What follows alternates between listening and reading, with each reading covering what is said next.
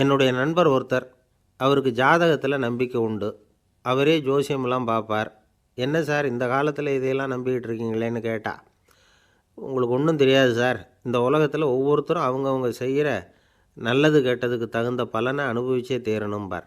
அது மட்டும் இல்லை, ஒருத்தன் செத்துட்டா கூட அவன் செஞ்ச பாவ புண்ணியங்கள் கூடவே போயிட்டுருக்கோம்பார். அது எப்படி கூட போகும் அப்படின்னு குதர்க்கமாக கேட்டால், அதுக்கு அவர் ஒரு கதை சொன்னார். அது ரொம்ப சுவாரஸ்யமாக இருந்தது. ஒரு ஊரில் ஒருத்தர் இருந்தாராம். அவர் ஜோசியம் பார்க்குறதுல ரொம்ப கெட்டிக்காரரு.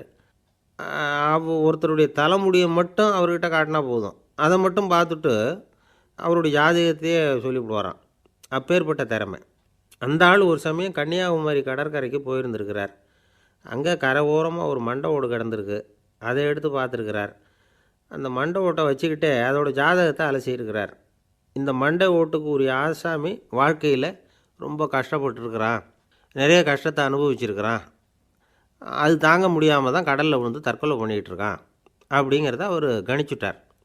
இருந்தாலும் இந்த மண்டை ஓடு இன்னமும் அனுபவிக்க வேண்டியது பாக்கி இருக்குது அப்படிங்கிறதையும் அவர் உணர்றார். அது சரி, ஒருத்தன் உயிரோடு இருக்கிற வரைக்கும் தானே நல்லது கெட்டதை அனுபவிக்க முடியும். செத்ததுக்கு அப்புறமும் பாக்கி இருக்குன்னா அதை எப்படி அனுபவிக்கிறது? இந்த மண்டை ஓட்டுக்கு இன்னும் கொஞ்சம் பாக்கி இருக்குது அப்படிங்கிறது அவருக்கு புரிஞ்சதே தவிர அதோட அர்த்தம் என்னங்கிறது அவருக்கு சரியாக விளங்கலை. சரி, இதை இன்னும் கொஞ்சம் விவரமாக ஆராய்ச்சி பண்ணி பார்ப்போம் அப்படின்னு நினச்சிக்கிட்டு அதை தன்னுடைய வீட்டுக்கு எடுத்துகிட்டு போயிட்டார். அந்த மண்டை ஓட்டை ஒரு பொட்டியில் வச்சு பூட்டினார். தன்னுடைய தனி அறையில் அதை பத்திரமா வச்சுக்கிட்டார். தினமும் ராத்திரி ஆனதும் தன்னுடைய மனைவியை பார்த்து, நீ போய் பூஜை அறையில் தனியாக படுத்துக்கோ அப்படின்னு சொல்லிவிட்டு, இவர் தினம் ராத்திரி 12 மணிக்கு பொட்டியை திறந்து அதை பார்ப்பார்.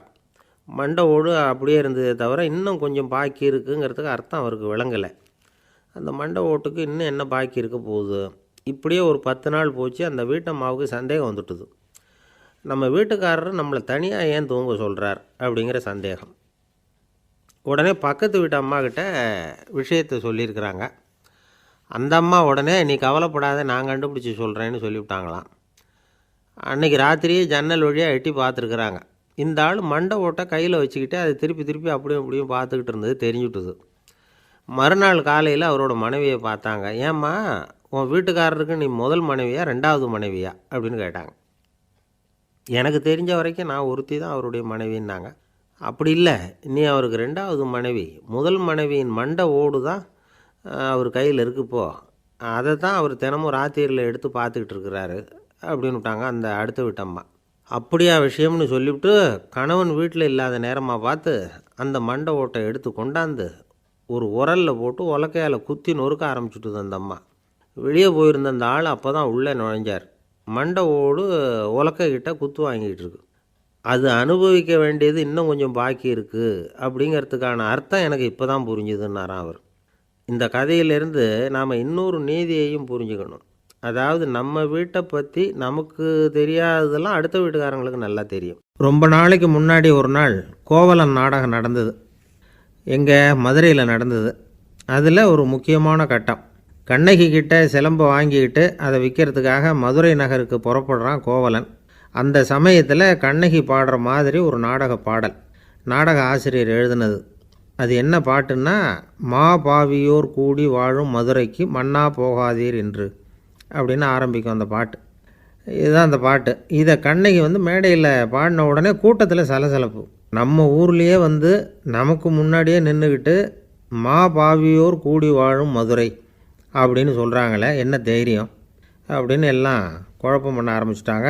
மக்கள் சத்தம் போட ஆரம்பிச்சிட்டாங்க. எதிர்ப்பு குரல் அது பாட்டுக்கு வர வர அதிகமாக போட்டுது. கொண்டுக்கிட்டு வா அந்த நாடக ஆசிரியரை, எழுதுனது யார் அப்படின்னு ஒரே சத்தம் கூச்சல். வேறு வழி இல்லை. மெதுவாக மேடைக்கு வந்தார் அந்த நாடக ஆசிரியர். 4 பக்கத்திலிருந்தும் கேள்வி கணைகள். மக்களை பார்த்து கொஞ்சம் அமைதியாக இருங்கோ அப்படின்னு சொல்லிவிட்டு தன்னுடைய விளக்கத்தை சொல்ல ஆரம்பித்தார் அந்த நாடக ஆசிரியர். மா அப்படின்னு சொன்னால் திருமகளாகிய லட்சுமி அப்படின்னு அர்த்தம். பா அப்படின்னா கலைமகளாகிய சரஸ்வதி. வி அப்படின்னா மலைமகளாகிய பார்வதி. மா பாவியோர் அப்படின்னா திருமகளும் கலைமகளும் மலைமகளும், இவங்க மூவரும் அப்படின்னு அர்த்தம். இந்த 3 பேரும் வாழ்கின்ற மதுரை புனிதம் நிறைந்தது, சகல செல்வங்களும் நிறைஞ்சது.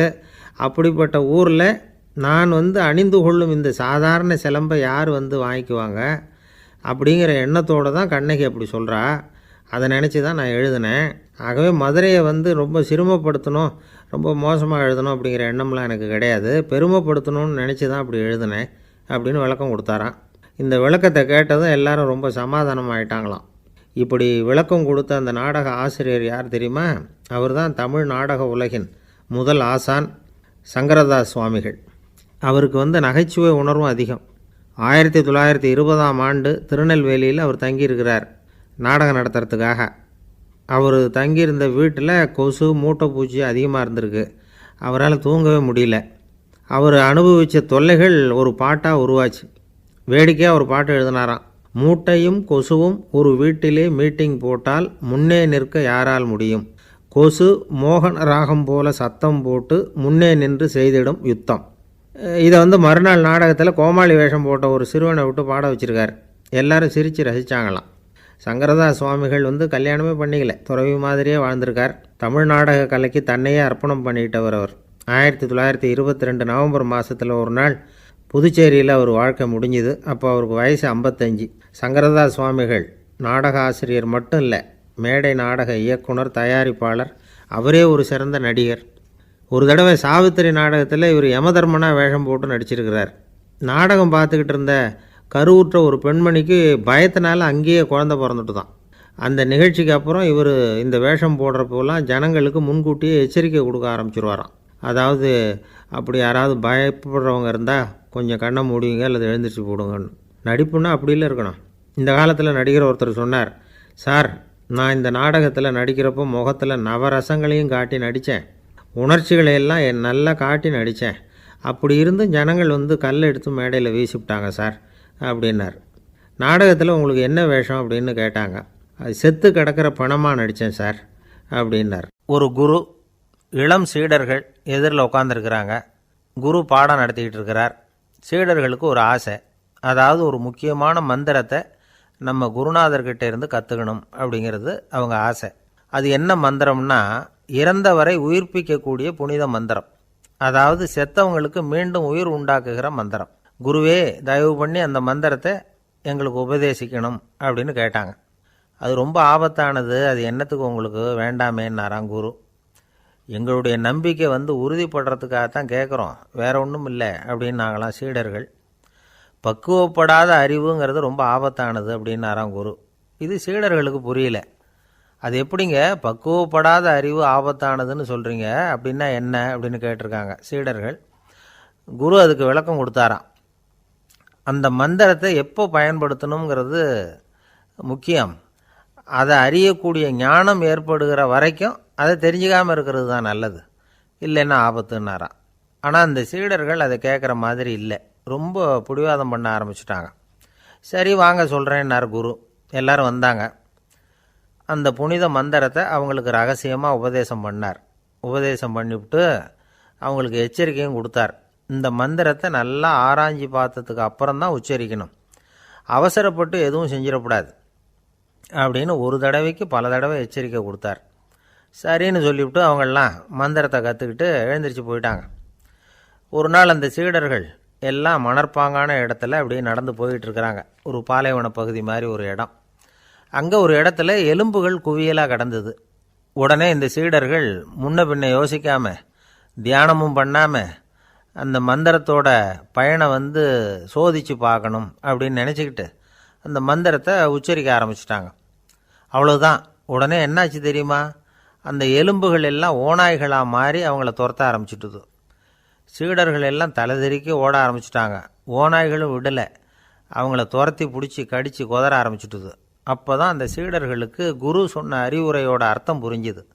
பக்குவப்படாத அறிவு ஆபத்தானது அப்படிங்கிறது.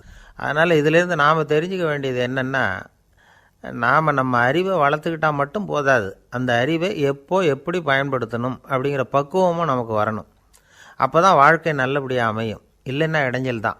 இந்த காலத்தில் சில சின்ன பிள்ளைங்களுக்கே அறிவு ரொம்ப பக்குவப்பட்டிருக்குங்கிறத உணர முடியுது. ஒரு சின்ன பையன் பள்ளிக்கூடத்தில் மார்க் லிஸ்ட்டு கொடுத்தாங்க, வாங்கிக்கிட்டு அவசரமாக வீட்டுக்கு ஓடினான். எதிரில் வந்த ஒருத்தர் கேட்டார், என்ன அவசரம், ஏன் இப்படி வேகமாக ஓடுறேன்னார். எங்கள் அம்மா கிட்ட அடி வாங்கணும், அதுக்காக தான் ஓடுறேன்னா. அடி வாங்கிறதுக்கா இவ்வளவு அவசரம்னார் அவர். அப்படி இல்லைங்க, நான் போகிறதுக்குள்ளே எங்கள் அப்பா வீட்டுக்கு வந்துட்டாருன்னா அவர்கிட்ட அடி வாங்க வேண்டியிருக்கும். அதை அவாய்ட் பண்ணுறதுக்காக இப்படி ஓடுறேன் அப்படின்னு நானும். அந்த பையன் ஒரு காடு, நல்ல மரம்லாம் செழிச்சு இருந்தது. அப்படிப்பட்ட காட்டில் ஒரு சாது இருந்தார். அவர் எப்படின்னா எப்பவும் ஒரு மரத்தடியில் உட்காந்துருப்பார். ஏன்னா அவருடைய இருப்பிடமே அதுதான். அவர் என்ன பண்ணுவார், 3 கல் வச்சுருந்தார். செங்கல் மாதிரி இருக்கும், ஆனால் அதை விட கொஞ்சம் பெருசாக இருக்கும். எதுக்கு அந்த 3 கல்லுன்னா அதுதான் அவருடைய படுக்கை. அதாவது தூங்குறப்ப ஒரு கல்லை தலைக்கு கீழே வச்சுக்குவார், இன்னொரு கல்லை இடுப்புக்கு கீழே வச்சுக்குவார், இன்னொரு கல்லை காலுக்கு கீழே வச்சுக்குவார். உடம்பை வந்து அப்படியே ஒரு தகட்டால் மூடிக்குவார், அப்படியே தூங்கி போடுவார். மழை பெய்யுதுன்னு வச்சுங்க, அவர் உடம்பு வந்து 3 கல் மேலே இருக்குதா, அதனால் தண்ணி வந்து அடியில் ஓடி போடும், உடம்பு நனையாது. மேலே தகடு இருக்கிறதுனால மழையும் உடம்புல படாது. அவர் தூக்கமும் கெடாது, நிம்மதியாக தூங்குவார். பகலில் அந்த 3 கல்லையும் ஒரு சேர ஒரு அடுப்பு மாதிரி வச்சு அது மேலே உட்காந்துக்குவார். அதனால் பாம்பு பூச்சி எதுவும் அவரை வந்து தொந்தரவு பண்ணுறதில்ல, அது பாட்டுக்கு நகர்ந்து போயிடும். அவர் பாட்டுக்கு நிம்மதியாக இருப்பார். யாராவது எதையாவது கொண்டுகிட்டு வந்து கொடுத்தா அதை வாங்கி சாப்பிடுவார், அவ்வளவுதான். ஒரு நாள் அந்த நாட்டு அரசன் காட்டுக்கு வேட்டையாட வந்தான். அந்த வழியாக வந்தப்போ இந்த சாது படுத்துருக்கிறத பார்த்தான், பரிதாபப்பட்டான். ஐயோ பாவம், இவர் இப்படி இந்த கல் மேலே உடம்பை வச்சுக்கிட்டு தூங்குறாரே, என்ன பாடுபடுவார். இவரை நாம் வந்து அரண்மனைக்கு அழைச்சிட்டு போய் சுகமாக நிம்மதியாக இருக்கிறதுக்கு வழி செஞ்சு கொடுப்போம், அது ரொம்ப நல்லாயிருக்கும் அப்படின்னு நினச்சான். அப்படி நினச்சிக்கிட்டே அரண்மனைக்கு வந்துட்டான். அதுக்கப்புறம் ஒரு பல்லக்கையும் 2 சேவகர்களையும் காட்டுக்கு அனுப்பி அந்த சாதுவை மெதுவாக இங்கே அழைச்சிட்டு வந்துடுங்க அப்படின்னு சொல்லி அனுப்பி வச்சான். இவங்க போய் அவர்கிட்ட விவரத்தை சொன்னாங்க. எனக்கு என்னத்துக்கு அரண்மனை வாசம் அப்படின்னார். இருந்தாலும் மன்னர் உத்தரவு, நீங்கள் அவசியம் வரணும் அப்படின்னாங்க இவங்க. சரின்னு சொல்லிவிட்டு வேறு வழி இல்லாமல் புறப்பட்டார். புறப்படும் பொழுது என்ன பண்ணார்னா, மறக்காமல் அந்த 3 கல் ஒரு தகடு அதையும் எடுத்து பல்லக்கில் வச்சுக்கிட்டார். என்னத்துக்கு இதையெல்லாம் எடுத்து வைக்கிறாரு அப்படின்னு சொல்லி அவங்க யோசனை பண்ணாங்க. இருந்தாலும் அதை பற்றி ஒன்றும் கேட்கல.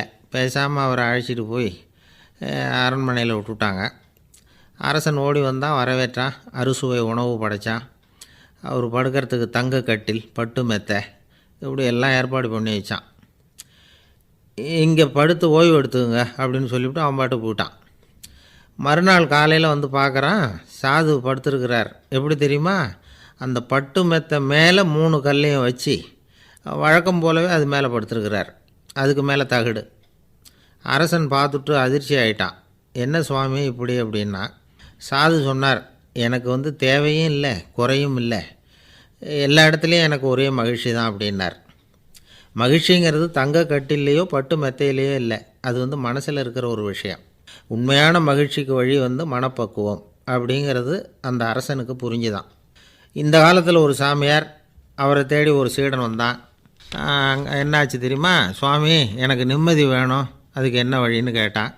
சாமியார் நிமிர்ந்து பார்த்தார். அப்புறம் சொன்னார், நீ ஏகப்பட்ட பேர்கிட்ட கடன் வாங்கியிருக்கிற, அதையெல்லாம் திருப்பி கொடுத்தா தான் உனக்கு நிம்மதி கிடைக்கும்னார்.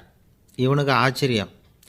அது எப்படி சாமி, அவ்வளவு கரெக்டாக நான் கடன் வாங்கினதை கண்டுபிடிச்சிங்க அப்படின்னா, உனக்கு கடன் கொடுத்து சாமியாராக போனதே நான் தான்ப்பா, அதனால தான் இந்த கதிக்கு வந்தேன்.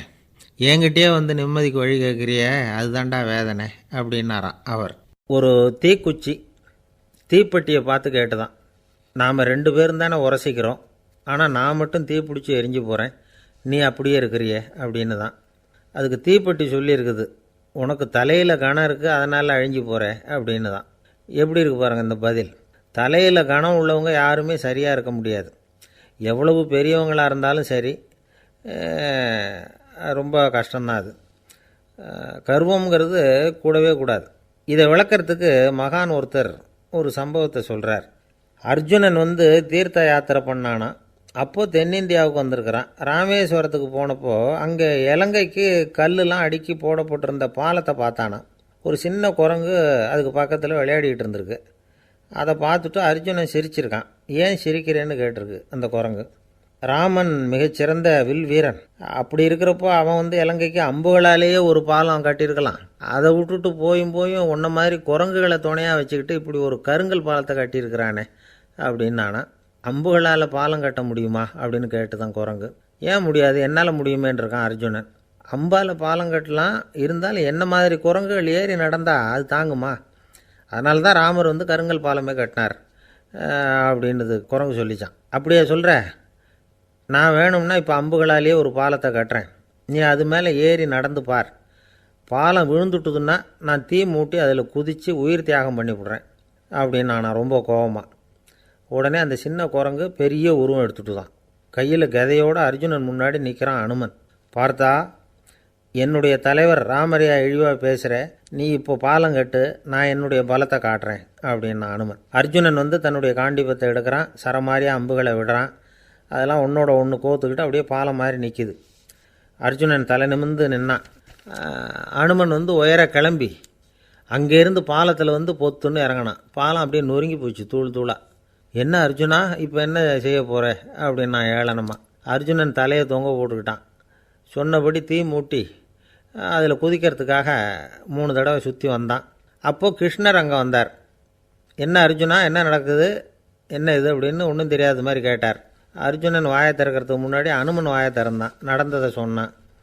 அர்ஜுனன் சவால் விட்டபடி உயிர் திறந்தே ஆகணும்னு அனுமன். கிருஷ்ணர் யோசனை பண்ணார். நல்லது, இந்த சவால் விட்டதுக்கும் நடந்ததுக்கும் யார் சாட்சி? பெரியவர் ஒருத்தரை சாட்சியாக வச்சுக்கிட்டல்லவா நீங்கள் இந்த போட்டியை நடத்தியிருக்கணும் அப்படின்னார். அதனால் என்ன, இப்போ மறுபடியும் அந்த போட்டியை நடத்திவிட்டா போச்சு, என்னால் அந்த அம்பு பாலத்தை நொறுக்க முடியாதா அப்படின்னு அனுமன். சரி, இப்போ மறுபடியும் அது நடக்கட்டும்னார் கிருஷ்ணர். அர்ஜுனன் அம்பு பாலம் அமைச்சான். அனுமன் ஏறி குதிச்சான். பாலம் அசைஞ்சு கொடுக்கவே இல்லை, அவ்வளோ உறுதியாக இருக்குது. இப்போ அனுமன் தலையை குனிஞ்சிக்கிட்டான். அர்ஜுனன் நன்றியோடு நிமிர்ந்து பார்த்தான். கிருஷ்ணருடைய தோள்கள்லேயும் முதுகள்லேயும் ரத்தம். என்ன சுவாமி, என்ன நடந்ததுன்னு நான் பதறி போய், உன் அம்பு பாலத்தை நான் தான் முட்டு கொடுத்து தாங்கிக்கிட்டு இருந்தேன். அனுமன் குதித்தப்போ என் மேலே ஏற்பட்ட காயங்கள் இவை. பின்ன உன்னுடைய அம்பு பலத்தினாலேயா பாலம் நின்றுதுன்னு நினைக்கிற அப்படின்னாரான். முதல்ல வந்து அர்ஜுனன் அப்புறம் அனுமன் 2 பேருக்குமே கர்வ பங்கம் ஆகிட்டு தான். அதாவது அவங்கக்கிட்ட இருந்த கர்வம் போயிட்டுது. யாராக இருந்தாலும் கர்வம் கூடாதுங்கிறத இதிலேருந்து நாம் புரிஞ்சுக்கணும். இந்த காலத்தில் நாமெல்லாம் எந்த விஷயத்துக்கெல்லாம் கர்வப்பட்டுருக்கோம் தெரியுமா? 2 பெண்கள் தங்களுடைய கணவன்மார்களை பற்றி ரொம்ப பெருமையாக பேசிக்கிட்டாங்களாம். அதில் ஒரு அம்மா சொல்லியிருக்கு, என் வீட்டுக்காரர்கிட்ட எந்த சப்ஜெக்ட் கொடுத்தாலும் சரி, அந்த விஷயத்தை பற்றி அழகாக 1 மணி நேரம் பேசுவார் அப்படின்னாங்களாம். உடனே இன்னொரு அம்மா, அது என்ன பிரமாதம், என் வீட்டுக்காரருக்கு சப்ஜெக்டே தேவையில்லை, விஷயமே இல்லாமல் நாள் பூரா பேசிக்கிட்டு இருப்பார் அப்படின்னாங்களாம். நம்பிக்கை இல்லைன்னா இந்த உலகத்தில் நாம் வந்து நடமாடவே முடியாது. அவநம்பிக்கையோடு இருந்துக்கிட்டு இருந்தால் என்றைக்கும் அவஸ்தை தான். நாம் நம்புறது நடக்குதோ இல்லையோ அது வேறு விஷயம். ஆனால் எதையும் நம்பி தான் நாம் அடி வைக்க வேண்டியிருக்கு. வேறு ஒன்றும் வேணாம், ஒரு லாட்ரி சீட்டு வாங்குகிறோம், அது எங்கே நமக்கு விழப்போகுது அப்படிங்கிற அவநம்பிக்கையோடவா வாங்குகிறோம்? பரிசு நமக்கு தான் அப்படிங்கிற நம்பிக்கை உள்ளூர இருக்கிறதுனால தான் அதை வாங்குகிறோம். இருந்தாலும் முடிவு வேறு மாதிரி ஆகிடுது. அதுக்காக மனசு சோர்ந்து போகிறதில்ல, அடுத்த மாதமும் சீட்டு வாங்குகிறோம். இந்த நம்பிக்கை தான் மனித வாழ்க்கைக்கு ஆதாரம். ஒரு கடையில் போய் டீ சாப்பிட்றீங்க, அந்த டீ நல்ல டீ தானா, அதில் விஷம் கலந்துருக்குமா அப்படிங்கிற சந்தேகம் வந்துட்டுதுன்னு வச்சுங்க. அதுக்கப்புறம் அதை எப்படி நீங்கள் சாப்பிட முடியும்? நம்பி தான் சாப்பிட்ணும். ரயில் ஒழுங்காக போய் சேருங்கிற நம்பிக்கை இருக்கிறதுனால தான் அதில் ஏறி உட்காடுறோம். லெட்டர் ஒழுங்காக போய் சேருங்கிற நம்பிக்கை இருக்கிறதுனால தான் பெட்டியில் போடுறோம். சரி, நம்ம கதையெல்லாம் நம்மளோட இருக்கட்டும். மனித நம்பிக்கை வந்து எந்த அளவுக்கு உறுதியாகவும் அறிவுபூர்வமாகவும் இருக்கணுங்கிறதுக்கு அலெக்சாண்டர் வாழ்க்கையில் நடந்த ஒரு சம்பவத்தை உதாரணமாக சொல்லலாம். இந்த உலகத்தையே ஜெயிக்கணும்னு புறப்பட்டார் அலெக்சாண்டர். ஒரு கட்டத்தில் அவர் சிட்னஸ் நதி கரைக்கு வந்து சேர்ந்தார். அந்த சமயத்தில் அவருக்கு கடுமையான நோய் வந்துட்டுது. அவர் கூடவே வந்திருந்த கிரேக்க வைத்தியர்கள் என்னென்னமோ முயற்சியெல்லாம் பண்ணி பார்த்தாங்க. இருந்தாலும் அலெக்சாண்டருக்கு வந்திருக்கிறது என்ன நோய்ங்கிறத அவங்களால கண்டுபிடிக்க முடியல. ஏன்னா அந்த பகுதியில் உள்ளவங்களுக்கு மட்டுமே அதிகமாக வரக்கூடிய ஒரு வினோதமான நோயாக இருந்தது அது. ஆனால் அவர் இருக்கிற இடம் எதிரியோட இடம், பாரசீக மன்னனோட ஆளுகைக்கு உட்பட்ட இடம். என்ன பண்ணுறது அப்படின்னு எல்லாரும் யோசனை பண்ணாங்க. பாரசீக மன்னனோட அரண்மனையில் இருக்கிற வைத்தியர் வந்தால் இந்த நோயை குணப்படுத்தி விடுவார் அப்படின்னு சொன்னாங்க. இருந்தாலும் எதிரியோட நாட்டில் இருக்கிற வைத்தியரை கூப்பிட்டு எப்படி நம்பி வைத்தியம் பார்க்க சொல்கிறது அப்படின்னு சொல்லி எல்லோரும் தயங்கினாங்க. ஆனால் அலெக்சாண்டர் தயங்கலை. பரவாயில்ல, அழைச்சிட்டு வாங்கன்னு விட்டார். உடனே அவரை போய் அழைச்சிட்டு வந்துட்டாங்க. அவர் வந்தார். அலெக்சாண்டர் உடம்பை பரிசோதனை பண்ணி பார்த்தார். சரி, இதை வந்து குணப்படுத்தி விடலாம், பயப்பட வேண்டியதில்லை, ஆனால் இதுக்கு ஒரு மூலிகை ரசம் தயார் பண்ணி கொடுக்கணும். நான் போய் அதை தயார் பண்ணிவிட்டு 2 நாளில் திரும்பி வந்துடுறேன் அப்படின்னு சொல்லிவிட்டு போனார் அந்த வைத்தியர். அதே மாதிரி 2 நாளில் திரும்பி வந்தார் மூலிகை ரசத்தோட. இதுக்கு இடையில் அலெக்சாண்டரோட தளபதிகளில் ஒருத்தர் ரகசியமாக ஒரு எச்சரிக்கை கடிதம் கொடுத்து அனுப்பியிருக்கிறான். அதை வாங்கி என்ன விஷயம்னு பார்த்தார். இப்போ உங்ககிட்ட வந்திருக்கிற எதிரி நாட்டு வைத்தியரை நம்பாதீங்கோ, அவன் கொண்டுகிட்டு வந்திருக்கிற மூலிகை ரசத்தில் விஷம் கலந்துருக்குது அப்படின்னு அதில் எழுதியிருக்கு. அதை பார்த்தார் அலெக்சாண்டர். இருந்தாலும் கொஞ்சம் கூட அலட்டிக்கலை. வைத்தியர் கொடுத்த மருந்தை வாங்கி கடகடன்னு குடிச்சுட்டு அதுக்கப்புறம் அந்த கடிதத்தில் இருந்த விஷயத்தை அந்த வைத்தியர்கிட்ட சொன்னார். வைத்தியர் திகைச்சு போயிட்டார். தன் மேலே அலெக்சாண்டர் வச்சுருக்கிற நம்பிக்கையை பார்த்து அவருக்கு ரொம்ப வியப்பு. வைத்தியர் உண்மையிலேயே நல்ல மருந்து தான் கொண்டுகிட்டு வந்து கொடுத்துருக்கிறார், அதில் விஷம்லாம் எதுவும் கலக்கலை. அதுக்கப்புறம் அலெக்சாண்டர் அந்த வைத்தியரை பார்த்து சொன்னாராம், நம்பிக்கைங்கிற அச்சாணியை ஆதாரமாக வச்சுக்கிட்டு தான் இந்த உலகம் சுற்றிக்கிட்டு இருக்குது. எனக்கு எதிரியாக இருந்தாலும் பாரசீக மன்னர் ரொம்ப பெரியவர். அப்பேற்பட்ட மன்னருடைய அரண்மனை வைத்தியர் தொழில் நேர்மை இல்லாதவராக இருக்க மாட்டார். அப்படி இருந்தால் அவரை அரண்மனை வைத்தியராக வச்சிருக்கவே மாட்டாங்க அப்படின்னு நம்பினேன். என்னுடைய நம்பிக்கை வீண் போகலை அப்படின்னாராம். இதுதான் மானுட நம்பிக்கைங்கிறது. இந்த காலத்துலேயும் இது மாதிரி இந்த மானுட நம்பிக்கையை ரொம்பவும் சாமர்த்தியமாக கையாளுகிற கெட்டிக்காரங்க சில பேர் இருக்கிறாங்க. இந்த காலத்து குரு, அவருக்கு ஒரு சிஷ்யன். குரு முன்னாடி அந்த சிஷ்யன் ரொம்ப பணிவாக நின்று, குருவே, உங்கள் கையால் விஷத்தை கொடுத்தாலும் அதை வாங்கி மடமடன்னு குடிச்சிருவேன் அப்படின்னா. உன்னுடைய குரு பக்தியை மெச்சினேன் அப்படின்னார் குரு.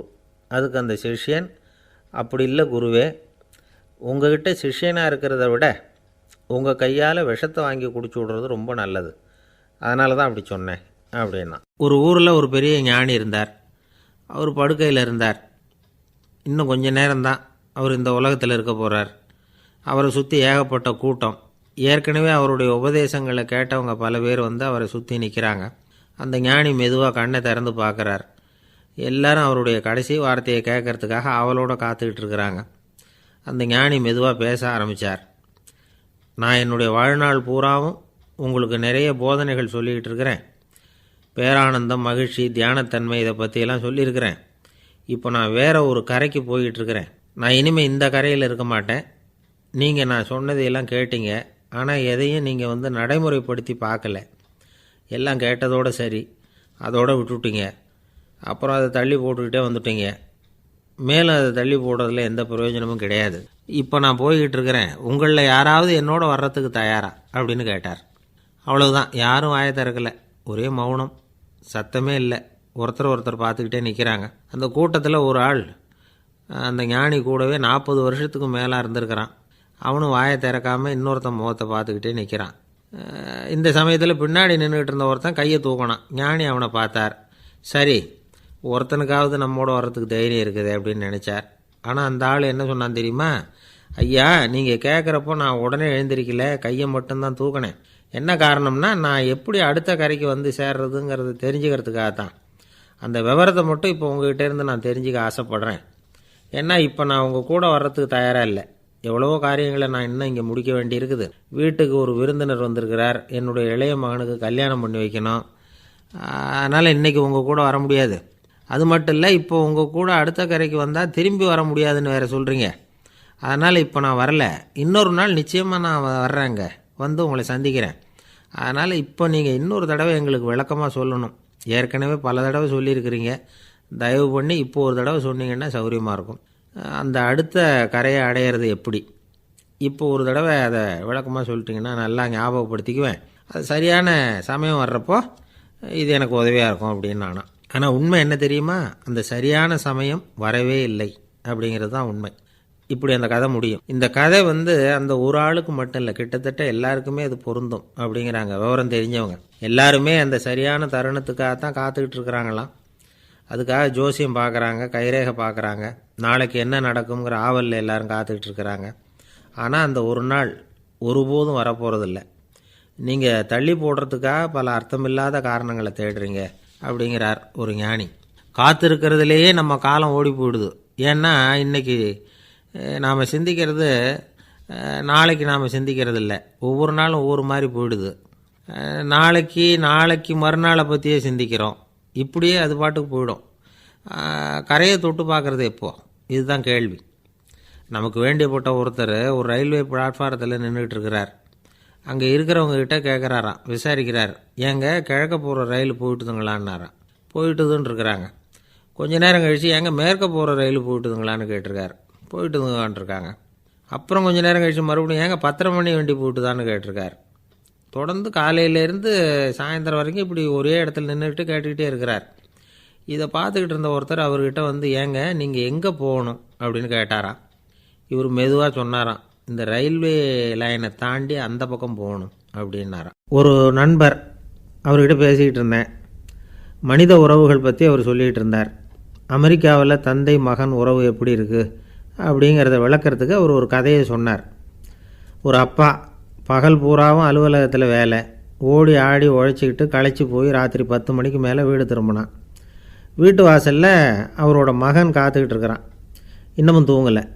அப்பாவை வாசல்லையே தடுத்து நிறுத்தி, அப்பா உனக்கு சம்பளம் எவ்வளவு அப்படின்னு கேட்குறான். ஏற்கனவே ஆஃபீஸு பிரச்சனைகளால் அலுத்து போய் திரும்புகிற அப்பாவுக்கு கோவம் வந்துடுது.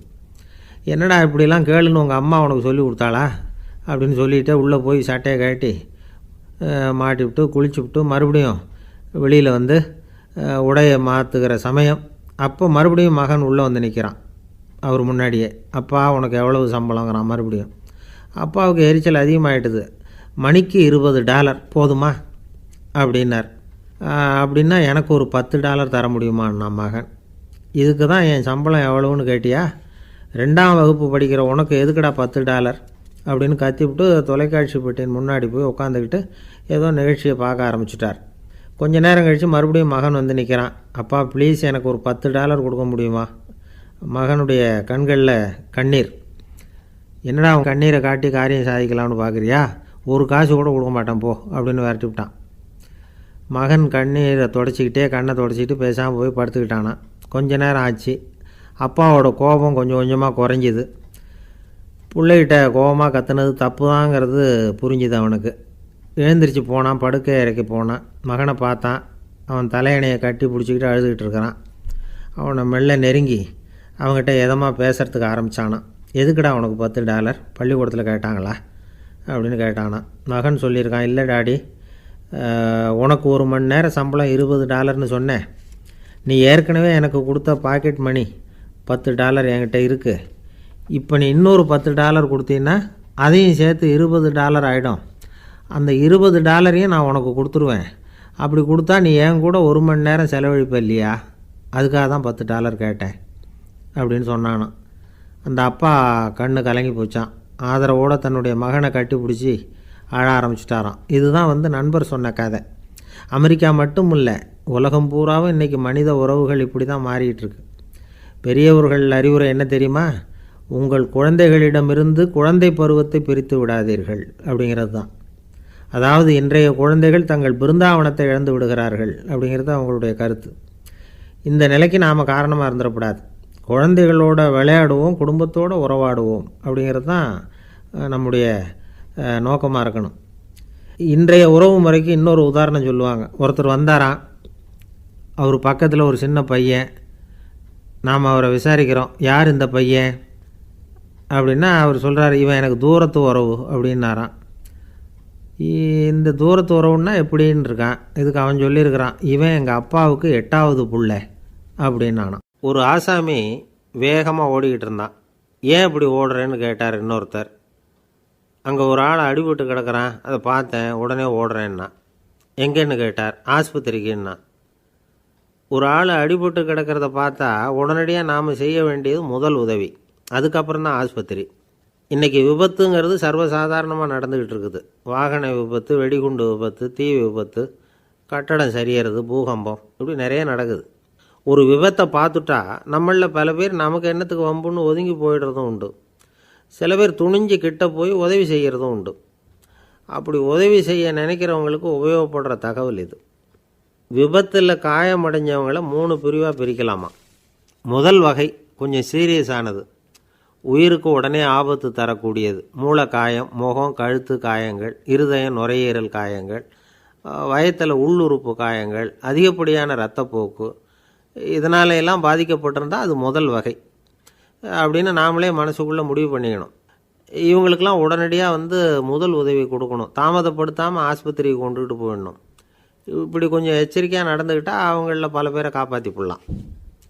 ரெண்டாவது வகை எப்படின்னா, முதல் உதவி விரைவாக கிடைச்சா உயிர் பிழைக்கக்கூடிய மார்பு காயங்கள், கைகால் எலும்பு முறிவு, இடுப்பு முதுகெலும்பு காயம், சீரான இரத்த சேதம், இப்படிப்பட்டவங்களை ரெண்டாவது வகையாக பிரிக்கணும். ஆபத்து இல்லாத சிராய்ப்புகள், சிறு காயங்கள், இரத்த உறைவுகள், இதனால் பாதிக்கப்படுறவங்க மூணாவது வகை. ஒருத்தர் தலையில் அடிபட்டு நினைவு இழந்துட்டார்னு வச்சுங்க, அவருக்கு வாந்தி வர்றதுனால புறையேறி மூச்சு அடைப்பு உண்டாகும். இப்படி ஆகாமல் இருக்கிறதுக்காக தலையை ஒரு பக்கமாக சாய்ச்சி வைக்கலாம். நாடி துடிப்பையும் இதய துடிப்பையும் தொட்டு பார்க்கணும். அது குறைஞ்சிருந்தாலும் சரி, நின்று இருந்தாலும் சரி, அவர் மார்பை நிமிஷத்துக்கு 80 தடவை உள்ளங்கையால் அழுத்தி இதய துடிப்பை மீட்கிறதுக்கு உதவி பண்ணணும். கழுத்தில் காயம்பட்டாலும் ஆபத்து அதிகம். கழுத்துக்கு அடியில் ஒரு துண்டை மடித்து வைக்கலாம். 2 பக்கமும் சின்ன தலையணை அல்லது துணி மடிப்புகளை வச்சு கழுத்தை அதிகமாக அசையாமல் பார்த்துக்கலாம். முதுகெலும்பு முறிஞ்சிருக்குமோ அப்படிங்கிற சந்தேகம் இருந்ததுன்னா அவரை அதிகமாக அசைய விடக்கூடாது. அதிகமாக அசைஞ்சால் தண்டு இடத்துல பாதிப்பு ஏற்பட்டு கைகால் விளங்காமல் போயிடும்.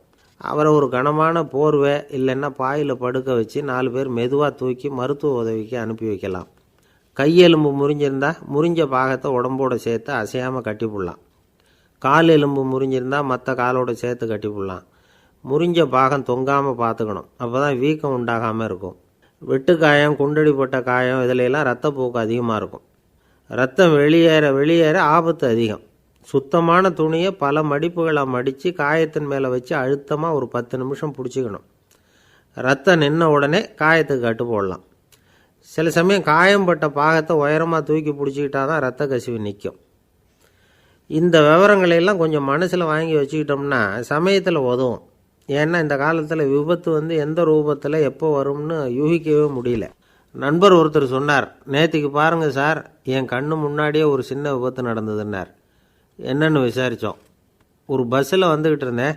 அந்த பஸ்ஸில் பின்பக்கம் படி ஓரமாக நின்றுக்கிட்டு இருந்த ஒருத்தர் ரோட்டில் விழுந்துட்டார். டிரைவர் அதை கவனிக்கலை, நிறுத்தாமல் அவர் பாட்டுக்கு போகிறாருன்னார். கண்டக்டர் உடனே விசில் கொடுத்து பஸ்ஸை நிறுத்த வேண்டியது தானே அப்படின்னோம். அதுதான் சார் முடியாமல் போச்சுன்னார் அவர். ஏன்னு கேட்டாங்க. தவறி கீழே விழுந்ததே ஒரு சீன தேசத்து அரசர் இருந்தார். அவருக்கு வயசாயிட்டுது. அவருக்கு அடுத்தபடியாக அவருடைய புள்ள பட்டத்துக்கு வரணும், ஆட்சி பொறுப்பை ஏற்றுக்கணும். ஒரு நல்ல தலைவனுக்கு இருக்க வேண்டிய பண்புகள்லாம் தன்னுடைய மகனுக்கு இருக்கணும்னு விரும்பினார் அந்த அரசர். அதனால் இளவரசனை பக்கத்தில் இருந்த ஒரு குரு கிட்ட அனுப்புனார். இளவரசன் அவர்கிட்ட போய் சேர்ந்தான். அந்த குரு என்ன பண்ணார் தெரியுமா? இவனை பார்த்து சொன்னார், இதை பாருப்பா, நீ என்ன பண்ணுற, இப்போவே பக்கத்தில் இருக்கிற காட்டுக்கு போ, நடு காட்டில் போய் ஒரு இடத்துல உட்காந்துக்கோ. அங்கே என்னென்ன சத்தம்லாம் உன் காதில் விழுதுன்னு கவனித்து கேளு. உன் காதில் விழுந்த ஓசைகள் என்னென்னங்கிறத என்கிட்ட சொல்லு, அதுதான் எனக்கு தெரியணும், உனக்கு வேலையும் அதுதான் அப்படின்னு சொல்லி அனுப்பி வச்சுட்டார். இளவரசன் காட்டுக்கு போனான். குரு சொன்னபடியே ஒரு இடத்துல உட்காந்து கவனித்து கேட்டான். அதுக்கப்புறம் குருக்கிட்ட திரும்பி வந்தான். என்னென்ன சத்தம்லாம் கேட்ட அப்படின்னு கேட்டார் குரு. குருவே, காட்டில் நான் பறவைகள் சத்தம்லாம் கேட்டேன், மிருகங்களின் ஓசையையும் கேட்டேன், இதை தவிர இடி, மின்னல், மழை இதுகளோட சத்தத்தையும் கேட்டேன் அப்படின்னா. குரு யோசனை பண்ணார், நீ இன்னமும் சரியாக கேட்கல, அதனால் மறுபடியும் காட்டுக்கு போ, கொஞ்ச நாள் தங்கியிருந்து கேட்டுட்டு வா அப்படின்னார். இளவரசனுக்கு ஒன்றும் புரியல. இருந்தாலும் குருவின் கட்டளையாச்சே, மறுக்க முடியுமா? உடனே அவன் மறுபடியும் காட்டுக்கு போனான். ஒரு இடத்துல உட்காந்தான். கொஞ்ச நேரம் உன்னிப்பாக கவனித்து கேட்டான். சில நாள் கழித்து குருக்கிட்ட திரும்பி வந்தான். குருவே, இந்த தடவை சில துல்லியமான சத்தங்களையெல்லாம் கேட்டான். தேனீ பறக்கிற சத்தம், நீரோடையின் மெல்லிய ஓசை, இதெல்லாம் கேட்டேன்னா. குரு சிரித்தார். நீ மறுபடியும் காட்டுக்கு போ, இன்னும் சில நாள் அங்கே இரு, முழுமையாக கவனமாக கேட்டுக்கிட்டு வா அப்படின்னு சொல்லி அனுப்பி வச்சுட்டார். இளவரசனுக்கு குழப்பம் அதிகமாகிட்டுது. ஒன்றுமே புரியல. மறுபடியும் காட்டுக்கு போனான். மௌனமாக ஒரு இடத்துல உட்காந்துட்டான். அப்படியே தியானத்தில் ஆழ்ந்துட்டான்.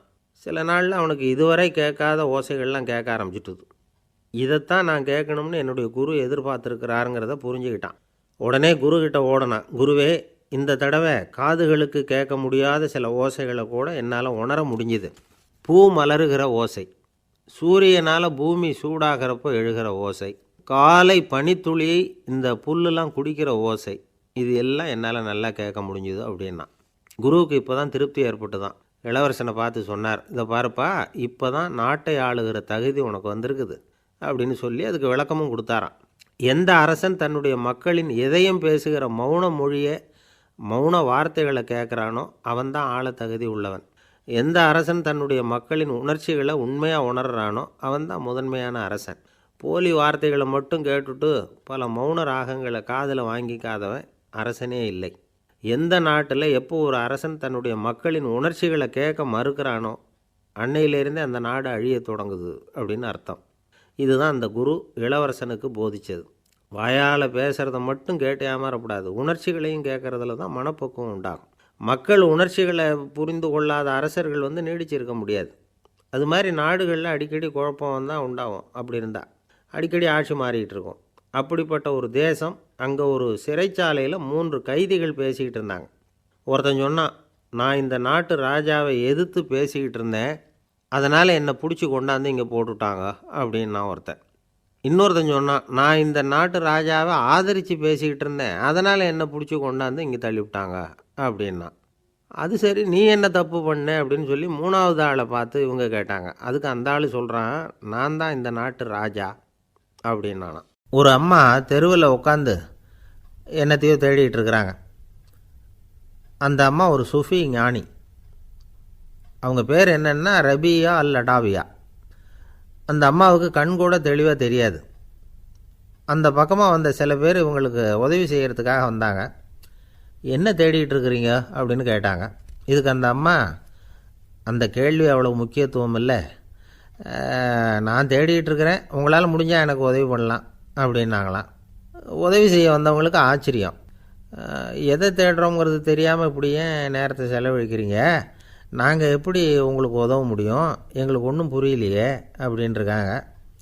சரி, உங்களை திருப்தி பண்ணுறதுக்காக சொல்கிறேன், ஒரு குண்டூசி தொலைஞ்சி போச்சு, அதை தேடுறேன் அப்படின்னாங்களாம் அந்த அம்மா. அதுக்கப்புறம் இவங்களும் சேர்ந்து தேட ஆரம்பிச்சிட்டாங்க.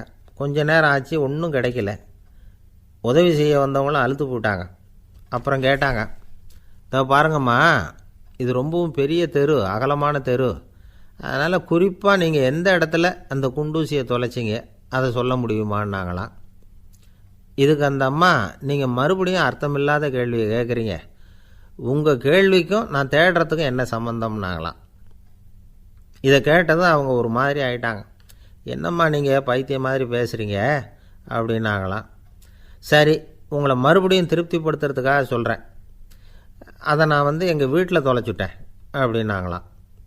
அப்புறம் எதுக்காக இங்கே தேடிட்டு இருக்கிறீங்க அப்படின்னு கேட்டிருக்காங்க. ஏன்னா இங்கே தான் வெளிச்சம் அதிகமாக இருக்குது, அங்கே வீட்டுக்குள்ளே இருட்டாக இருக்குது, அதனால் இங்கே தேடுறேன், வெளிச்சம் உள்ள இடத்துல தானே தேட முடியும் அப்படின்னாங்களாம் அந்த ஞானி. இந்த கதைக்கு என்ன அர்த்தங்கிறத பெரியவங்க சொல்கிறாங்க. அதாவது இந்த தேடுதல்ங்கிறது ஒரு வியாதி. அது நம்ம சதா அலைய வைக்கும், பைத்தியமாக மாற்றுறதுக்கு முயற்சி பண்ணோம். ஒரு காலம் அது நிறைவு அடையவே அடையாது. வாழ்வுங்கிறது ஒரு புரிந்து கொள்ள முடியாத சதா இயங்கி கொண்டிருக்கிற ஒரு செயல். அதுக்கு ஆரம்பமும் இல்லை, முடிவும் கிடையாது. எதையோ தேடணும் அப்படிங்கிற உந்துதல் நமக்குள்ளே இருக்கும், ஆனால் குறிப்பாக எதை தேடிட்டு இருக்கிறோம் அப்படிங்கிறது புரியாது. அப்படி ஏதாவது ஒன்றை தேடி அடைஞ்சிட்றோம்னு வச்சுக்கோங்க, உடனே ஒரு அதிருப்தி வந்துடும். அதனால் வாழ்க்கைங்கிறது சலிப்பு நிறைந்தது அப்படிங்கிற எண்ணத்தை உண்டாக்கிக்கிறோம். ஒன்று அடைஞ்சதுக்கு அப்புறம் இன்னொன்று தேட ஆரம்பிச்சிருவோம். ஆக இந்த தேடல்ங்கிறது நாம் ஒன்று அடைஞ்சாலும் அடையாவிட்டாலும் தொடர்ந்து நடந்துக்கிட்டு தான் இருக்கும். இதுக்கு முடிவே கிடையாது. இந்த உண்மையை நாம் நல்லா புரிஞ்சுக்கணும் அப்படிங்கிறது பெரியவங்களுடைய கருத்து. ஏழையும் தேடுறான், பணக்காரனும் தேடுறான், நோயாளியும் தேடுறான், நோய் இல்லாதவனும் தேடுறான், அதிகாரம் உள்ளவனும் தேடுறான், அதிகாரம் இல்லாதவனும் தேடுறான், முட்டாளும் தேடுறான், அறிவாளியும் தேடுறான். ஆனால் யாரும் இதை தான் தேடி சாதிக்க போகிறோம், இதுதான் முடிவு அப்படின்னு திட்டவட்டமாக சொன்னதில்லை. ஒன்று அடைஞ்சதும் இன்னொன்று தேட ஆரம்பிச்சிடுறாங்க, அவ்வளோதான். அதாவது உங்களின் தேடுபவர் உங்கள் உள்ளே தான் இருக்கிறார், அவரை தேடி கண்டுபிடியுங்கள். இதுதான் ஞானிகள் நமக்கு சொல்லுகிற ஒரு ஆலோசனை. நம்மால் ஒருத்தன் ஜெயிலில் இருந்தான். இன்னொரு கைதி அவனை பார்த்து கேட்டான், ஏன்பா உன்னை பார்க்குறதுக்கு வெளியிலேருந்து யாருமே இங்கே வர்றது இல்லையே, உனக்கு சொந்தக்காரங்களே கிடையாதா அப்படின்னு கேட்டானா. ஏன் இல்லை, எனக்கு சொந்தக்காரங்க நிறைய பேர் உண்டு, அவங்க என்னை பார்க்க வராததுக்கு காரணம் வேற அப்படின்ட்டுருக்கான் இவன். என்ன காரணம்னு கேட்டான் அவன்.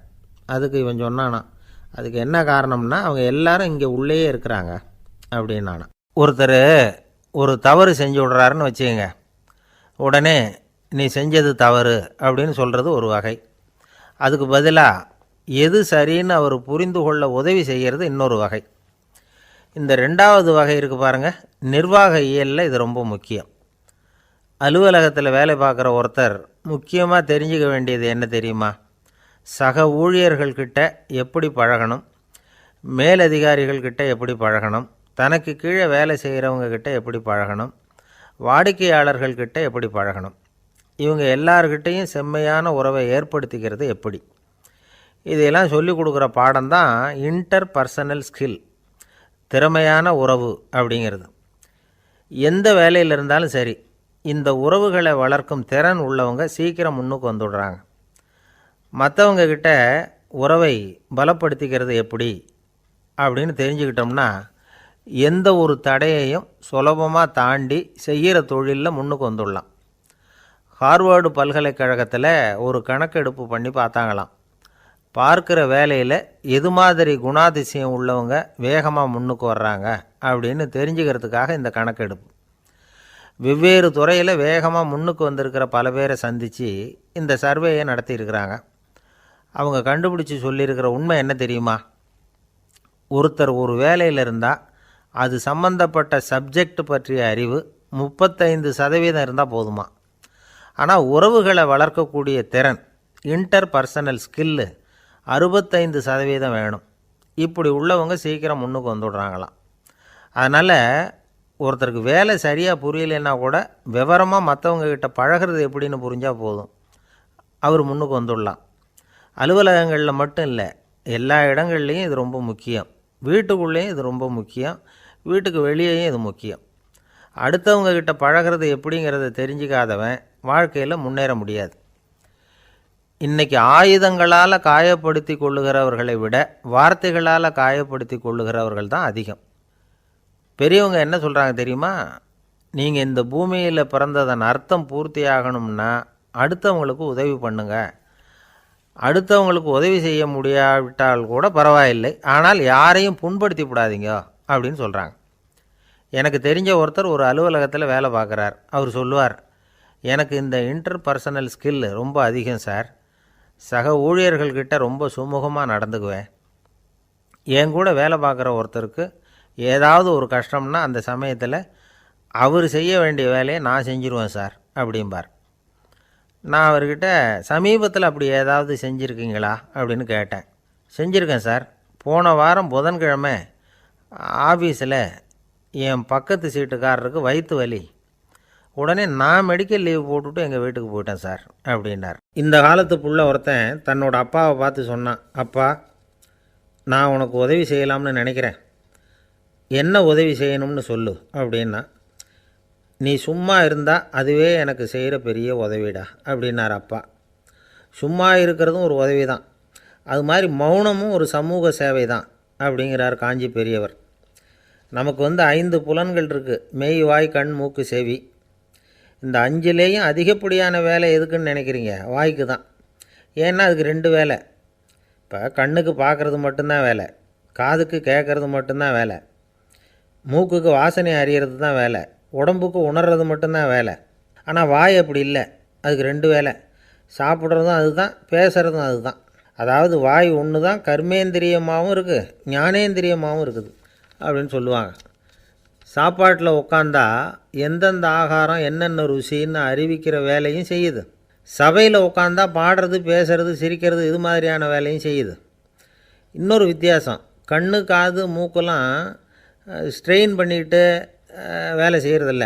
ஒரு ரோஜா பூ பார்த்தா உடனே மூக்கு அப்படியும் இப்படியும் அசைய ஆரம்பிக்கிறதில்ல. ஒரு சங்கீதத்தை கேட்ட உடனே காது ஆட ஆரம்பிக்காது. ஆனால் வாய் அப்படி இல்லை, அது பேசினாலும் சரி சாப்பிட்டாலும் சரி அசைஞ்சு தான் ஆகணும்.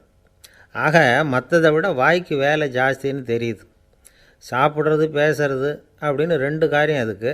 இப்படி 2 காரியம் இருக்கிறதுனால அது 2ஐயும் பாதியாக குறைச்சிக்கணுங்கிறது கடவுள் அபிப்பிராயமாக இருக்கணும் அப்படிங்கிறார் காஞ்சி பெரியவர். ஆனால் இப்போ நாம் அப்படியே நடந்துக்கிறோம், அதுக்கு நேர்மாறாக நடந்துக்கிறோம். நாம் சாப்பிட்றதும் அதிகம், பேசுகிறதும் அதிகம், 2 வேலையையும் தேவைக்கு அதிகமாகவே செய்கிறோம். வாய் தான் ரொம்ப ஓவர் ஒர்க்குடு. அதுக்கு ஓய்வு கொடுத்தா உடம்பும் நல்லாயிருக்கும், உலகமும் நல்லாயிருக்கும். மௌன விரதம் இருக்கிறதெல்லாம் எதுக்காக நினைக்கிறீங்க? இதுக்காக தான். இந்த காலத்தில் மௌனமாக இருக்கிறவங்கெல்லாம் மகத்தான தொண்டு செய்கிறாங்க அப்படின்னு தான் சொல்லணும். சத்தம் அதிகமாக போய் தான் சவுண்டு பொல்யூஷன் வருது. அது மட்டும் இல்லை, மௌனமாக இருந்தால் சண்டை சச்சரவே வராது. மௌனம் கலக நாஸ்தி. ஆக இதுவும் ஒரு சமூக சேவை தான். நமக்கு தான் வாய் இருக்குதேங்கிறதுக்காக வசமாக சாப்பிட்றதும் தப்பு, வளவளன்னு பேசுகிறதும் தப்பு. ஒரு கருத்தை சொல்கிறதுக்கு ஒரே ஒரு சொல்லு போதும் அப்படின்னு இருக்கும்பொழுது 2 சொற்களை செலவு பண்ணாதே. எவ்வளவு சொன்னாலும் அதனால் ஒரு பயனும் விளையாது அப்படின்னு தெரிய வருமேயானால் அந்த ஒரு சொல்லையும் விரயம் பண்ணாதே அப்படிங்கிறார் ஒரு அறிஞர். எல்லா குணங்கள்லேயும் மௌனம்தான் சிறந்தது அப்படிங்கிறார் ஒருத்தர். மௌனமாக இருக்கிறது மூலமாக மற்றவர்கள் குறைகளை நம்மால் தெரிஞ்சிக்க முடியும். அதே சமயத்தில் நம்மக்கிட்ட இருக்கிற குறைகளை மற்றவங்களுக்கு தெரியாமல் மறைச்சிக்கவும் முடியுங்கிறார் அவர். உண்மைதானே? ஒரு பெரிய மேடை பேச்சாளர், பொது வாழ்க்கையில் 25 வருஷ காலமாக ஈடுபட்டிருக்கிறவர். அவர் மனைவி ஒரு நாள் சொன்னாங்க, எங்கள் வீட்டுக்காரர் 25 வருஷ காலமாக பொது வாழ்வில் ஈடுபட்டிருந்தா கூட இந்த மாதம் 10ஆம் தேதியிலேருந்து தான் மக்களுக்கு சேவை செய்ய ஆரம்பிச்சிருக்கார் அப்படின்னு நாங்கள் ரொம்ப பெருமையாக. 10ஆம் தேதிக்கு அப்படி என்ன விசேஷம் அப்படின்னு கேட்டோம். அன்னையிலேருந்து தான் அவர் மேடையில் பேசுகிறத நிறுத்தினார் அப்படின்னாங்க அந்த அம்மா. ஒரு மனுஷனுக்கு 3 விதத்தில் கர்வம் உண்டாகிறதுக்கு வாய்ப்பு உண்டு. பணம், பதவி, புகழ். பணம் அதிகமாக வந்தால் கர்வம் வரலாம். பதவி பெருசாக வந்துட்டுதுன்னா கர்வம் வரலாம். புகழ் அதிகமாக போனாலும் கர்வம் வரலாம். இந்த 3 வகையான கர்வத்துக்கும் இடம் கொடுக்காமல் இருக்கிறாங்க பாருங்கள், அவங்க தான் சிறந்த மனிதர்கள். ஒரு பெரிய பொறுப்பில் இருக்கிறவங்களுக்கு கர்வம் வந்துடக்கூடாது. அப்படி வந்துட்டுதுன்னா அது எல்லாருக்கும் இடைஞ்சல். ஒரு ராஜா இருந்தார். அவர் ஒரு நாள் தன்னுடைய தலைநகரத்தை சுற்றி வந்துக்கிட்டு இருந்தார். ஒரு இடத்துல ஒரு அழகான நிலத்தை பார்த்தார். ஆஹா, இந்த இடத்துல நமக்குன்னு ஒரு மாளிகையை கட்டினா எவ்வளோ நல்லாயிருக்கும் அப்படின்னு நினச்சார். ராஜா நினச்சா அது முடியாத காரியமா? சரி, இந்த நிலம் யாருக்கு சொந்தம்னு விசாரிங்க அப்படின்னார் பக்கத்தில் இருந்தவங்கக்கிட்ட. அவங்கெல்லாம் ஓடி போய் விசாரித்தாங்க. அந்த இடம் ஒரு வயசான கிழவிக்கு சொந்தம், வயசான அம்மாவுக்கு சொந்தமாக. அந்த அம்மா தான் அதில் ஒரு குடிசையை போட்டு குடியிருந்துகிட்டு இருக்கிறாங்க. சரி, அந்த நிலத்துக்கு ஒரு விலையை நிர்ணயம் பண்ணி அதை அந்த வயசான அம்மாக்கிட்ட கொடுத்துருங்கோ அப்படின்னு உத்தரவு போட்டார் ராஜா. ஆனால் அந்த அம்மா, இது எங்கள் பூர்வீக இடம், இதை விற்க மாட்டேன் அப்படின்னு சொல்லிவிட்டுது. சரி, 2 பங்கு விலை கொடுக்குறோம்னு சொல்லி பாருங்க அப்படின்னாங்க. அப்படியே சொன்னாங்க அரண்மனை ஆட்கள். அதுக்கும் சம்மதிக்கலை அந்த அம்மா. இதை கேள்விப்பட்டதும் ராஜாவுக்கு கோபம் வந்துட்டுது. தன்னுடைய ஆளுங்களை கூப்பிட்டார். போய் அந்த குடிசையை பிரித்து எறிங்க, காசெல்லாம் ஒன்றும் கொடுக்காதீங்க அப்படின்னு கத்தினார். அவ்வளோதான். அடுத்த நிமிஷம் அரண்மனை ஆசாமிகள் போனாங்க, குடிசையை பிரித்து எரிஞ்சாங்க. அந்த வயசான அம்மா இருக்குது, அதுவும் அந்த இடத்த விட்டு துரத்தி விட்டாங்க. அந்த இடத்துல ஒரு அரச மாளிகையை கட்டி முடிச்சிட்டாங்க. அந்த வயசான அம்மா பாவம், ராஜாவே இப்படி பண்ணால் யார்கிட்ட போய் முறையிட முடியும்? ஒரு ஞானி இருந்தார், அவர்கிட்ட போய் சொன்னாங்க. அவர் இவங்க சொன்னதை கேட்டு மனசில் வச்சுக்கிட்டார். ஒரு நாள் அந்த ராஜாவே இந்த ஞானியை கூப்பிட்டார். புதுசாக ஒரு மாளிகை கட்டியிருக்கிறேன், வந்து பாருங்கன்னு. சரின்னு சொல்லி இந்த பெரியவர் ஒரு நாள் அந்த மாளிகைக்கு போனார். சும்மா போகல, ஒரு கழுதையையும் ஓட்டிகிட்டு போனார். கொஞ்சம் சாக்குகள், வெத்து சாக்கு, அதையும் எடுத்து கழுதை முதுகில் போட்டு கழுதையை ஓட்டிகிட்டு போகிறார். ராஜா பார்த்தார். அவருக்கு இது ஆச்சரியமாக இருந்தது. என்ன இது, மாளிகைக்கு வந்துட்டு போங்கன்னு கூப்பிட்டா கழுதை சாக்கு இதெல்லாம் கூப்பிட்டு வராரே, ஒன்றும் புரியலையேன்னு நினச்சார். எதுக்காக இதெல்லாம்னு கேட்டார். அரசருடைய தோட்டத்திலேருந்து கொஞ்சம் மண் எடுத்துகிட்டு போகிறதுக்கு ஆசைப்படுறேன், அதுக்கு நீங்கள் அனுமதி கொடுக்கணும் அப்படின்னார் இவர். இது என்ன வேடிக்கையான கோரிக்கையாக இருக்குது அப்படின்னு நினச்சார் ராஜா. இருந்தாலும் மண்ணு தானே கேட்குறாரு, எடுத்துகிட்டு போட்டுமே அப்படின்னு நினச்சார். சரின்னு அனுமதி கொடுத்தார்.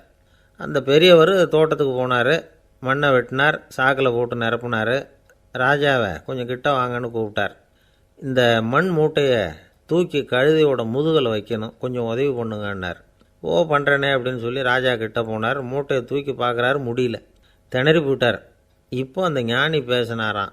அரசே, இந்த ஒரு சாக்கு மண்ணையே உங்களால் தூக்க முடியல, அந்த கிழவிகிட்ட இருந்து அந்த அக்கிரமமாக அபகரித்த இந்த தோட்டம் பூராவையும் சுமக்கணும்னு ஆசைப்படுறீங்களே, அது உங்களால் முடியுமா அப்படின்னு கேட்டாராம். ராஜா யோசனை பண்ண ஆரம்பித்தார். தன்னுடைய செயலுக்காக வருத்தப்பட்டாராம். அந்த வயசான அம்மாவை உடனடியாக வரவழைச்சார். தாயே, தப்பு பண்ணிட்டேன், என்னை மன்னிச்சுக்குங்க, இன்னையிலேருந்து இந்த மாளிகையும் தோட்டமும் உங்களுக்கு தான் சொந்தம் அப்படின்னு சொல்லிவிட்டாராம். போகிறப்ப இந்த உலகத்திலேருந்து என்னத்தை எடுத்துகிட்டு போக போகிறோம், அதனால் ரொம்பவும் அலட்டிக்க வேண்டியதில்லை, கர்வப்பட வேண்டியதில்லை அப்படிங்கிறது ஒரு பெரிய உபதேசம். ஒரு பெரிய மனுஷன் சாக கிடந்தார், ரொம்பவும் அழுதார். ஏன் அழறீங்க அப்படின்னு கேட்டாங்க சுற்றி இருந்தவங்க. நான் சாகிறதுக்காக கவலைப்படலை, நான் நம்ம ஜனங்களுக்காக எவ்வளவோ காரியம்லாம் செஞ்சுக்கிட்டு வந்தேன். நான் செஞ்சுக்கிட்டு வந்த சேவையை இனிமேல் யார் செய்ய போகிறாங்க, அது யாரால் முடியும், அதை நினச்சி தான் அழறேன் அப்படின்னாராம். ஒருத்தர் முன்னாடி வந்தார். அதுக்காக நீங்கள் கவலைப்படாதீங்க, உங்கள் சேவையை தொடர்ந்து செய்கிறதுக்கு என்ன மாதிரி இளைஞர் பட்டாலும் தயாராக இருக்குது, இருந்தாலும் எங்கள் கவலை என்னென்னா அப்படின்னு இழுத்தார். என்ன சொல்லுங்கன்னு கேட்டார் அவர். நீங்கள் இது வரைக்கும் என்ன சேவை செஞ்சுக்கிட்டு வந்தீங்க, அதுதான் எங்களுக்கு இன்னமும் புரியாத புதிராக இருக்குது அப்படின்னாராம் அவர். ஒருத்தர் முகத்தை தொங்க போட்டுக்கிட்டு ஒரு மாதிரியாக வந்தார். என்ன விஷயம்னு விசாரித்தேன்.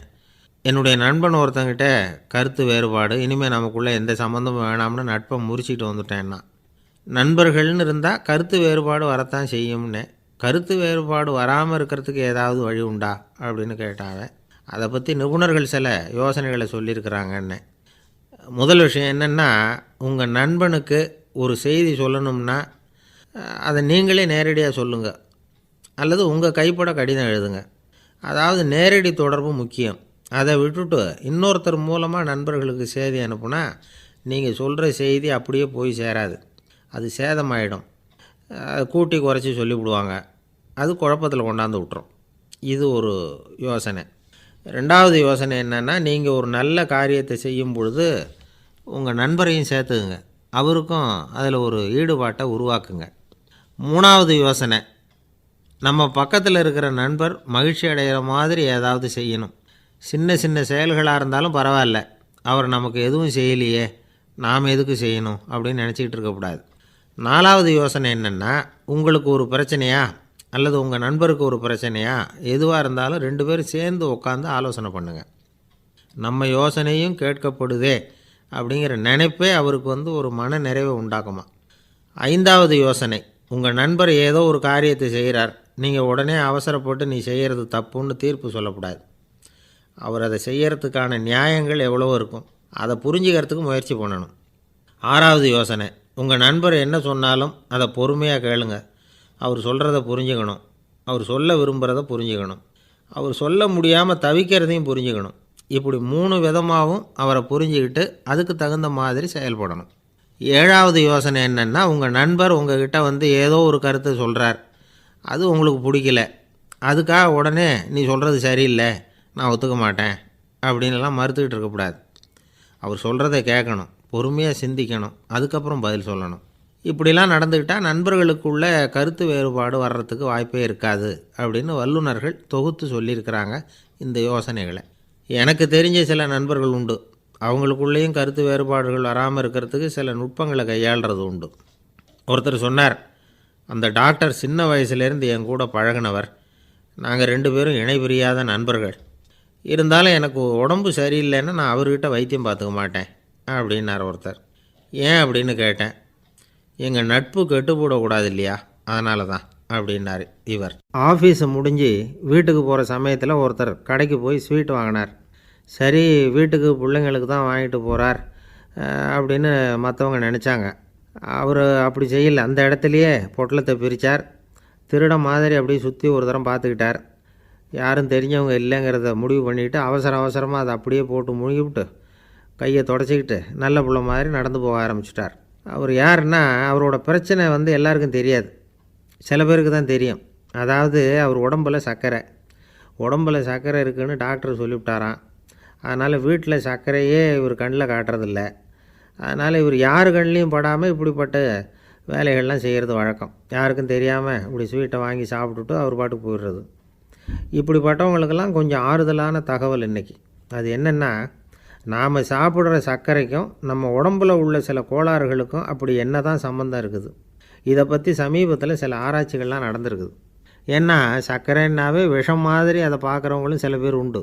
சின்ன பிள்ளைங்களுக்கு வயத்தில் பூச்சி உண்டாகிறதுலேருந்து பெரியவங்களுக்கு நீரிழிவு வர்ற வரைக்கும் எல்லாத்துக்கும் சர்க்கரை தான் காரணம்னு சொல்லிகிட்டு இருக்கிறோம். ஆனால் அந்த அளவுக்கு பயப்பட வேண்டிய அவசியம் இல்லை அப்படின்னு சொல்கிறாங்க. சர்க்கரை வியாதி, இருதய நோய், பித்த நீர்ப்பை நோய், இதெல்லாம் சில நோய்கள்லாம் நாம் சாப்பிட்ற சர்க்கரைக்கும் தொடர்பு இருக்குன்னு நினைக்கிறோம். ஆனால் அப்படி சம்பந்தம் உண்டுங்கிறதுக்கு போதுமான அளவுக்கு ஆதாரம் இல்லை அப்படிங்கிறாங்க ஆராய்ச்சியாளர்கள். ஒரே ஒரு சம்பந்தம் தான் உறுதியாக இருக்குதான். அதுவும் இந்த பல் சிதைவு அப்படின்னு இருக்கு இல்லையா, அந்த சர்க்கரை சாப்பிட்றதுக்கும் இந்த பல் சிதைவுக்கும் சம்பந்தம் இருக்குது அப்படிங்கிறத மட்டும் உறுதியாக சொல்கிறாங்க. சர்க்கரைன்னா நாம் சாப்பிட்ற ஜீனி மட்டும் இல்லை, பழம், காய்கறி, பால், தேன், இப்படி எல்லாத்துலேயும் அது இருக்குது. கேரட்டு கொடுக்குற சத்தில் 88% சர்க்கரை, ஆப்பிள் கொடுக்குற சக்தியில் 95% சர்க்கரை. இது ஜீனி சர்க்கரை, இது ஆப்பிள் சர்க்கரை அப்படிங்கிற வித்தியாசம்லாம் உடம்புக்கு கிடையாது. ரெண்டுமே உடனடியாக சக்தி கொடுக்குது. ஒரு ஸ்பூன் சர்க்கரையில் 16 கலோரி தான் சத்து இருக்குது. அதிகமாக சர்க்கரை சாப்பிட்டா நீரிழிவு வந்துருங்கிறது தப்பான ஒரு அபிப்பிராயம். டயபெட்டிஸுங்கிறது ஒரு மெட்டபாலிக் டிஸார்டர், அவ்வளவுதான். அதாவது நாம் சாப்பிட்ற சர்க்கரையை நம்ம உடம்பு திறமையாக உபயோகப்படுத்திக்க முடியல அப்படின்னு அர்த்தம். அதனால தான் அதிகமாக இனிப்பு வேணாம்னு சொல்கிறோம். ஏற்கனவே உடம்பால் முடியாத ஒன்றை மறுபடியும் அது தலையில் சுமத்தி அதிகமாக வேலை வாங்க வேணாமே அப்படிங்கிறதுக்காக தான். ஆகாரத்தில் அதிகமாக சர்க்கரை இருந்தால் அதனால் உடனே சர்க்கரை வியாதி வந்துடும்ங்கிறதுக்கு விஞ்ஞான ரீதியாக போதுமான ஆதாரம் இல்லை. அதனால் எப்போவாவது அதிகமாக ஸ்வீட்டு சாப்பிட்டுட்டா ஐயோ அதிகமாக சாப்பிட்டோமோ என்ன பண்ண போகுது தெரியலையே அப்படின்னு நினச்சி மனசை போட்டு குழப்பிக்க வேண்டியதில்லை. பொதுவாக எதுவுமே அதிகமாக வேண்டாம், எல்லாம் சீராக இருந்தால் போதும். நீரிழிவுங்கிறது புதுசாக வந்துட்ட ஒரு நோய் இல்லை, ரொம்ப காலமாகவே இருக்கிற ஒன்று தான். நம்ம முன்னோர்கள் இதை மதுமேகம் அப்படின்னு சொல்லுவாங்க. அதை கட்டுப்படுத்துறதுக்கு அவங்களே சில வழிமுறையை சொல்லி வச்சுருக்கிறாங்க. அது என்னென்னா வேறு ஒன்றும் இல்லை, இந்த பாவக்காய், முள்ளங்கி, அருகம்புல், அவ்வளவுதான். வெள்ளை முள்ளங்கி இருக்குல்ல, அதை வாரத்துக்கு 3 நாள் சாப்பிட்டுக்கிட்டு வாங்க. நூலுக்கோல் ரொம்ப நல்லது. இல்லைன்னா முள்ளங்கி சாறு 1 ounce சாப்பிட்டுட்டு வரலாம். ரத்தத்தில் சேர்கிற சர்க்கரை அளவை இதெல்லாம் கட்டுப்படுத்துது. சிறுநீரில் காணப்படுகிற சர்க்கரை அளவையும் சமநிலைப்படுத்துது. தினமும் ஆகாரத்தில் கோதுமை, கேழ்வரகு, வெந்தயம், கருவேப்பிலை, சோயாபீன்ஸ் எது கிடைக்குதோ சேர்த்துக்கலாம். இப்படிலாம் செஞ்சுக்கிட்டு வந்தால் அப்புறம் வீட்டுக்கு தெரியாமல் கடையில் போய் நின்றுக்கிட்டு ஸ்வீட் வாங்கி திருட்டுத்தனமாக சாப்பிட வேண்டிய அவசியமே உங்களுக்கு வராது. 2 ஆசாமிகள் கடற்கரையில் உட்காந்து சாவகாசமாக பேசிக்கிட்டு இருந்தாங்களாம். ஒருத்தர் சொன்னார், இன்னொருத்தருக்கு தெரியாமல் ஸ்வீட்டு சாப்பிட்றதே எப்பவும் இடைஞ்சல் தான் சார். நேற்றுக்கு பாருங்கள் அப்படி தான் சாப்பிட்டுக்கிட்டு இருந்தேன், வீட்டுக்காரி கண்ணில் போட்டுவிட்டுது, அதுக்கப்புறம் ஒரே ரகலையாக போச்சு அப்படின்னாராம்.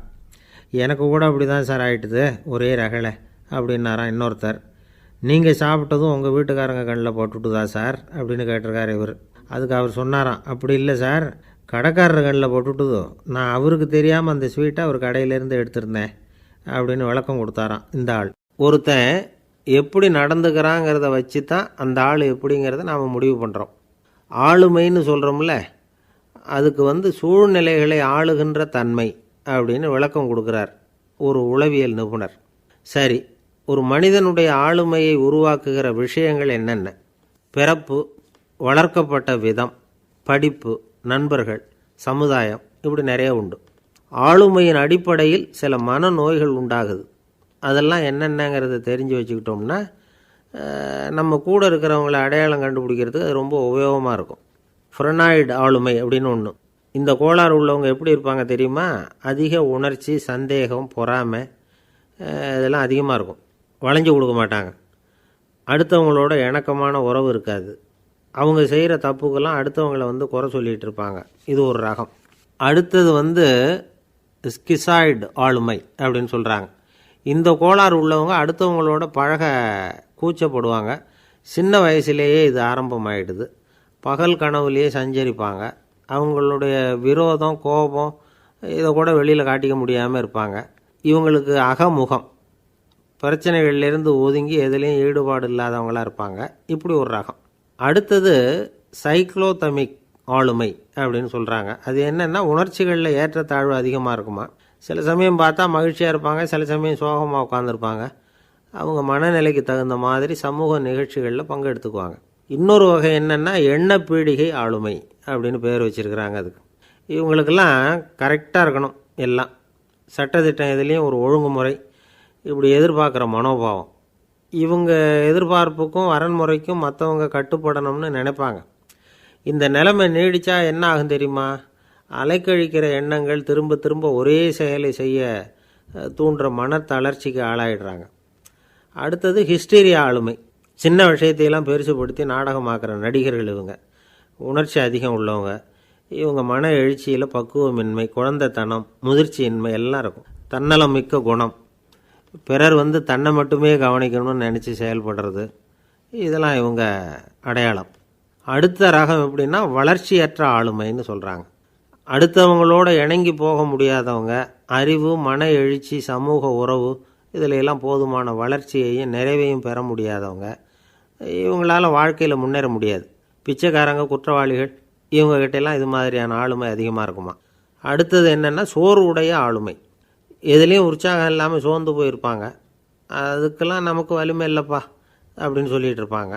சின்ன விஷயங்களுக்கெல்லாம் அதிர்ச்சி அடையிறது, வாழ்வின் சுவையை அனுபவிக்க முடியாதவங்க. இன்னொரு ரகம் இது கொதித்தெழும் ஆளுமைங்கிறாங்க. எதுக்கு எடுத்தாலும் ஆத்திரம், குரோதம், வன் செயல் இதிலெல்லாம் ஈடுபாடு இப்படி உள்ளவங்க. நத்தை வகை ஆளுமை அப்படின்னு ஒன்று. அடுத்தவங்க மேலே விரோதம் இருக்கும், அடிக்கணுங்கிற எண்ணம் இருக்கும். ஆனால் அதை அப்படியே வெளியில் காட்டாமல் அதே சமயம் அமைதியான முறையில் வெறுப்பை வெளிக்காட்டுற ரகம். இவங்கெல்லாம் பேசாமல் கம்முன்னு இருந்துக்கிட்டே நினச்சதை நிறைவேற்றிக்கிடுவாங்க. முன்ஜாக்கிரதை ஆளுமை அப்படின்னு ஒரு ரகமாக. பாதுகாப்பின்மை, சந்தேகம், முழுமையின்மை, அறவேக்காட்டுத்தனம் இந்த மனப்போக்கு அதிகமாக இருக்கிறதுனால அகம்பாவம், புடிவாதம், எச்சரிக்கை எல்லாம் அளவுக்கு மீறி இருக்கும். இதுவரைக்கும் நாம் பேசிக்கிட்டு இருந்த ஆளுமை பண்புகள் அளவுக்கு அதிகமாக போயிட்டுதுன்னா ஆளுமை கோளாறுகள் ஏற்படும்.